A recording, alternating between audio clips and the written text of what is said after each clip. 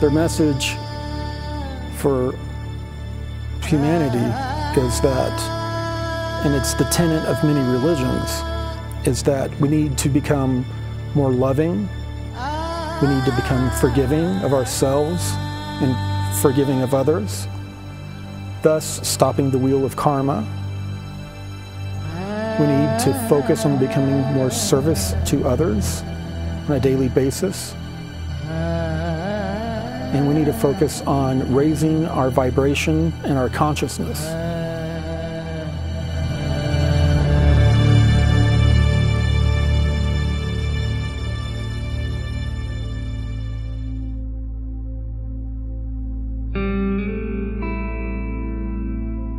I think a lot of us have known that something has been going on behind the scenes, something much deeper, something that we're kept in the dark. And so, when we hear something like this, a lot of us that are open-minded enough, not complete skeptics, but open-minded enough, we can relate to it, and we feel it at a deeper level. In this physical world, we as in our consciousness, we come into this physical world and experience things for a reason that's specific to our own consciousness. The soul, I would say, is your consciousness. It's just an infinite aspect of what always was.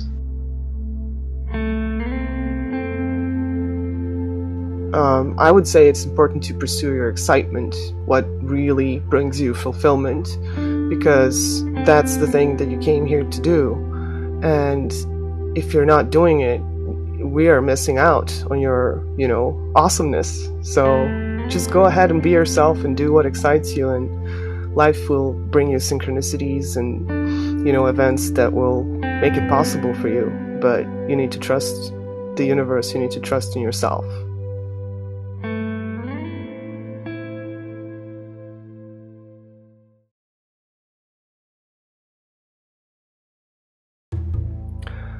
A fan from my Facebook art page messaged me and said that Corey was looking for artists who can donate their skills to depict some of his experiences.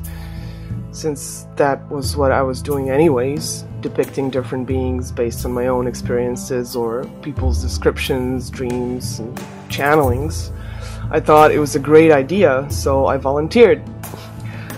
I made a few depictions of inner Earth groups based on the article that Corey wrote, and Corey and Gaia stuff really liked it, so I ended up signing a contract with Gaia, and I think I was the first artist that got on board. If I'm not mistaken, it all unfolded really fast. And I was excited to work with Corey because I was already familiar with messages from higher density ETs who are helping humanity with their teachings. And Blue Avian's message was in alignment with everything I knew to be true from my own experience.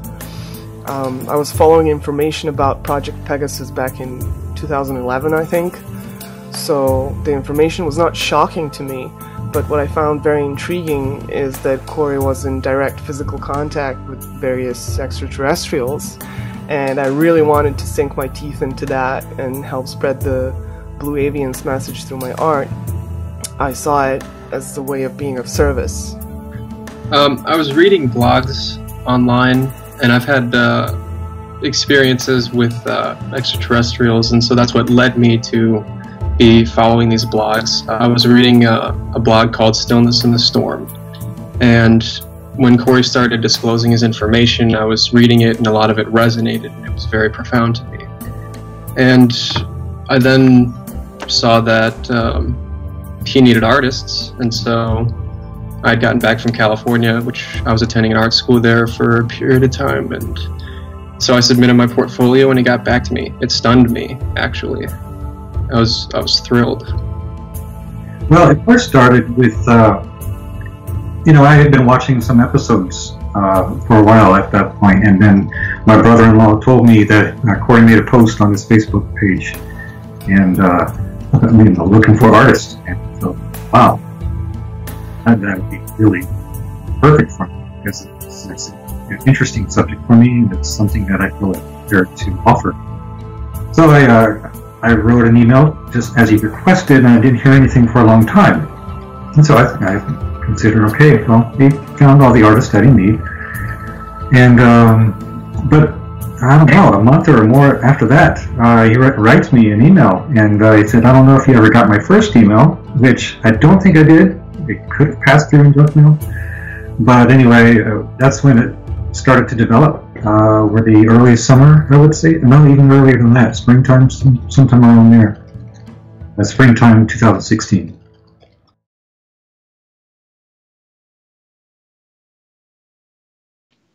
Well, I think it's essential to not have my ego involved as an artist, because a lot of artists try to have their own spin on their work and their own style. But with what Corey was doing, he needed these experiences to be realistic, and so I was very to try to interpret things in different ways and provide as many variations that I could with the different experiences that he was having. And so it was a very closely communicated process, but it was really gratifying because I could help him visualize these things, and felt good. Well, I start off working on a model from the information I have from the episodes, and then go back and forth with Corey about the details that need to be added or corrected. And my main focus is learning about how the encounter felt, what the being felt like, what was their energy and intention like, and I tried to translate that into a visual that people can connect to. Well, this is definitely first-hand knowledge. A lot of times, out of the corner of their eye, they will see the shape of a human walk by, or duck into the next room real quick, and you'll jerk around and look and just miss it. And it's happened with my children. They've seen them to where my daughters looked up and they just stay there and let her observe them. With Corey, I tried to work intuitively without asking about too many details at start, so I can practice my own senses and connections, but I also tried to get it as close as I can to his descriptions, and it's a very fun and expansive process for me. The more I was developing my own intuition through artwork with clients, the more I seemed to be able to quote-unquote get it right in fewer versions for Corey. And every time I work on a portrait, I try to connect to the being and ask them for permission to depict them and for their help and guidance, no matter if it's an inner Earth group or a huge white reptilian. And I find them all beautiful in their unique ways, and I really hope I do them justice with my interpretations of their energy and personality. And as I started to connect with Corey's memories, I started having vivid dream journeys involving Mars and military training, and some of these experiences later on got confirmed by Corey before I even knew or heard about them from him. So I don't know if this is my empathy at work, or I really had some experiences, and it really doesn't matter much to me at this point, as I believe I will know what I need to know when I need to know it anyways. It's definitely an exciting learning experience for sure, and sometimes very emotional as well. Well, the first episodes that I did illustrations for were the Inner Earth episodes, and I had a feeling that they were, coming down to the wire. They needed to get some illustrations going for these shows because they were coming up in a hurry. And so it was a real rush for me that first week to get 2 or 3 done for that show. Of course, the deadline is a week or so before the show airs. So that was by far, I think, my favorite. Although they've all been really interesting for me, but the Inner Earth has always been a subject close to my heart for many, many years. So hearing these stories is just brought just tons of imagery into my mind, which I'd like to actually explore with my illustrations, and I'm about ready to do that.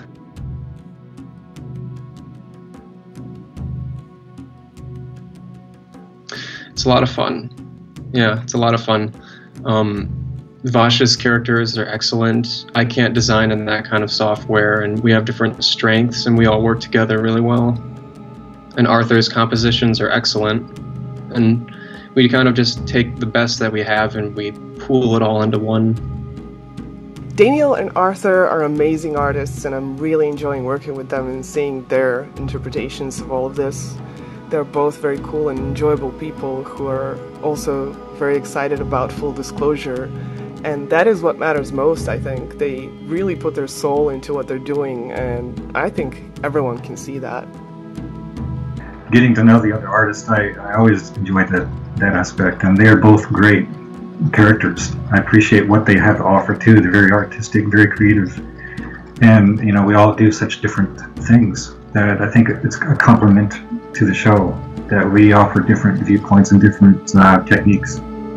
I've only done a few collaborative pieces when we all contribute to one image, and that was really fun for me. There's one in particular, the Kuiper Belt meeting, where we all did contribute something to that piece. First of all, we took the description from Corey of the scene, and they already had the beings. The golden triangle head being that Daniel did, great. He sent that to me, and then Vashta did the Unshard group, and also Corey in the jumpsuit. She sent that to me. So after I had developed the scene, I placed them in there, you know, tried to get the proportions right to Corey's side and Corey's size, and then refine it from there, kind of blend them into the scene as much as possible. We were in the wall of like a cavern, and there is a cavernous area that is so huge, and there are pillars that go all the way up to the ceiling that I couldn't even begin to estimate how tall the ceiling was. I mean, this cavern was the size of a state in Texas. It was absolutely huge. And built into the pillar were some structures that were built into the pillars. And they were bigger around than any skyscrapers I've seen, these pillars. They had several different types of vessels that you would see that you would associate with them. One of them is a very large wedge-shaped that is very much like Star Wars, the destroyers, I guess, very much like those. There's also a very large diamond-shaped vessel that they have. They have a very large pumpkin seed-shaped vessel. All we've really known about them is that they're an offensive force. They are for going and doing offensive type of work alongside the Draco.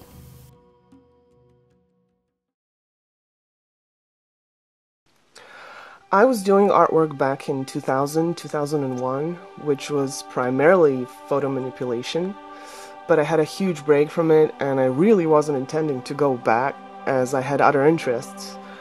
I was part of a project called Galactic Families back in 2013 with a team of 5 people, and we had this website under the same name where we had gathered information about various ET species, mostly based on channelings of Daryl Anka, Lisa Royal, Rob Gauthier, Sean Swanson, and some other people as well. And we had a friend who was channeling portraits of ETs for our project, and eventually for other people, portraits of their ET lifetimes or hybrid children or oversoul counterparts.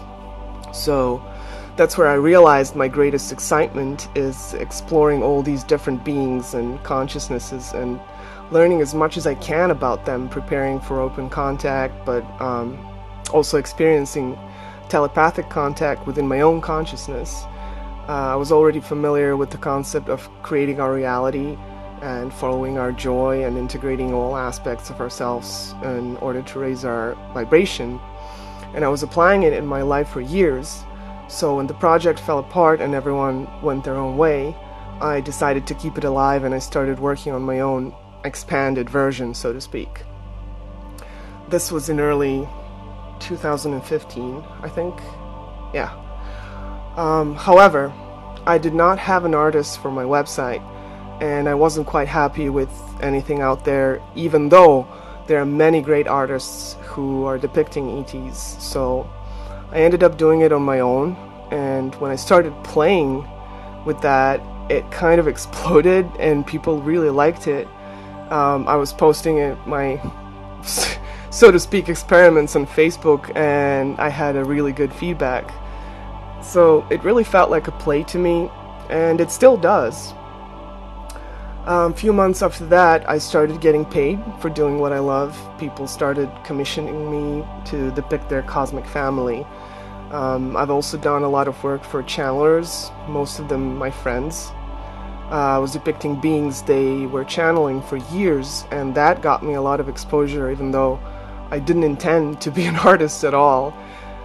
Just a few months after that kicked off, I was introduced to Corey's work. And I really don't see this as a career, more like my way of assisting connection to ETs, which is my main excitement and theme in this life, it seems. And I'm happy to help people in remembering their encounters and remind them that they can empower themselves, because they are never alone. None of us are. We're all connected, learning from each other, humans and ETs alike. And if I can somehow get that through, whether it's a visual artwork or any other means, I feel like I'm contributing to a bigger vision. I feel like I'm being of service in a greater way than just, tending to my personal bubble reality. Yeah, my mother was an artist, and well, she still is. She's not active in it now. It's hard for her to do it, but she's always been a huge inspiration for me. And I remember as a child watching her paint, and the process just was fascinating. And so, yeah, it was a natural development from childhood. In high school, I really got into it and learning everything that I could about it. And I've been doing it ever since. I've had my hands in both digital artwork and traditional paintings, both pastels and oils.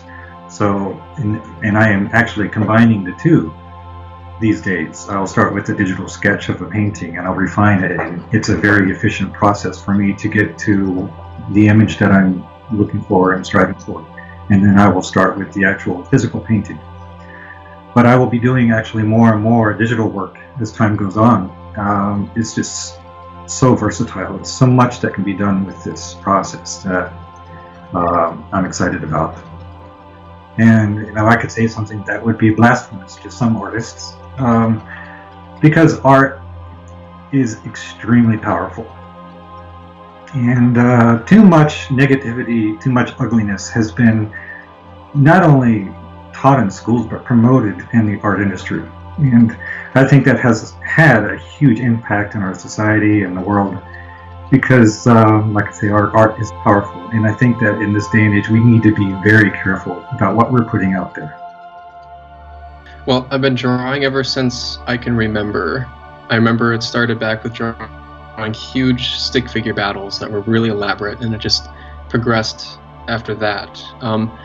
Career-wise, I've kind of always wanted to be a concept artist in character and design, but lately, after personal experiences, I would actually like to contribute a lot of my work to things of like what I'm doing now with Gaia and helping out Corey and kind of trying to visualize a new world.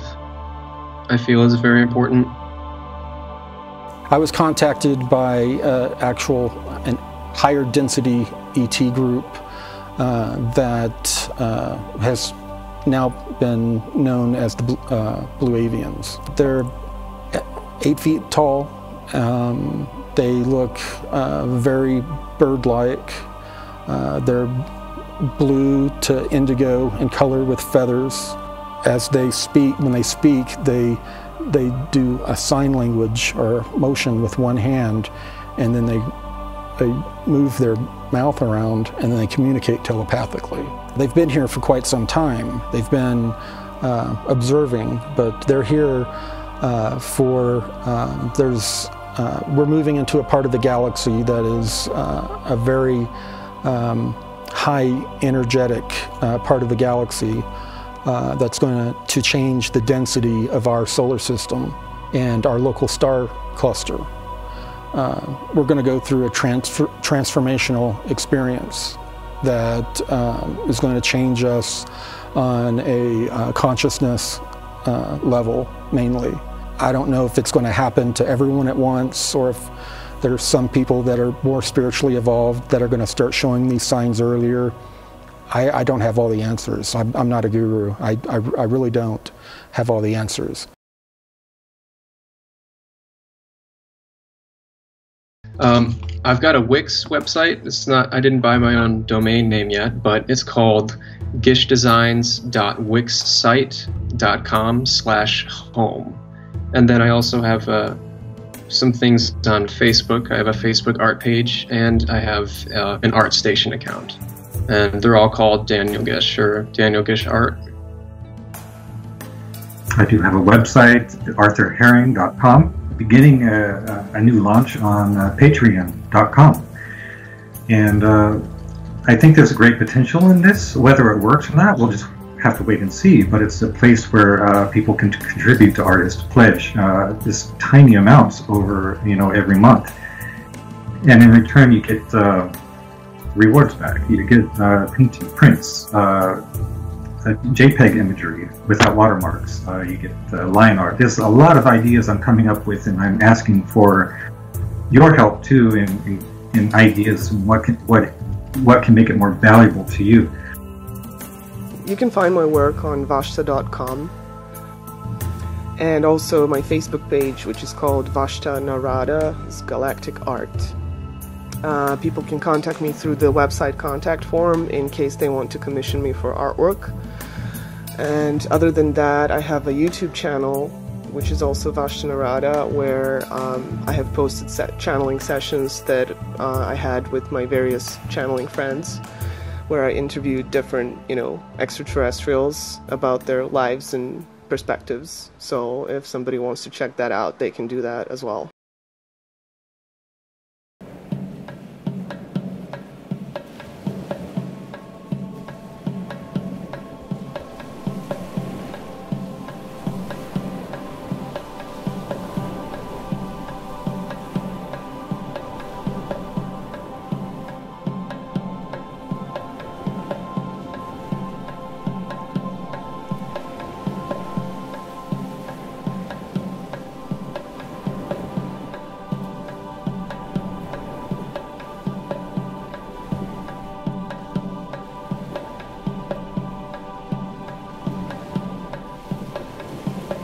Air made it very clear that a very small number of people can act as a rudder for the rest of our collective consciousness, because everyone else is in such disarray that the people, like in this community and some others that are awakening and coming together, they have more power in their co-creative abilities than they know.